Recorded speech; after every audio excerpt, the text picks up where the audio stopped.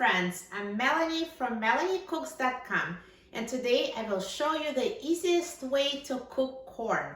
I'm going to cook corn on a cob directly in its husk in a microwave. So there's no need to peel corn. All I need to do is to just cut off those top end, and the easiest way to do is to use scissors. And now I will just put it in the microwave for 4 minutes.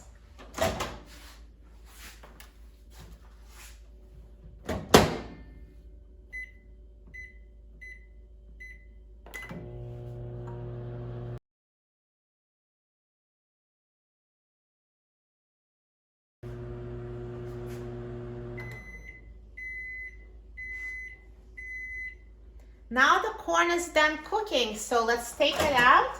It's going to be very hot, so I'm going to use tongs. And we'll put it on a plate. And I will wait for it to cool down for a few minutes because it's very hot to handle. Now the corn has cooled down a little, so I can just peel it. So the husk will come right off. Super easy.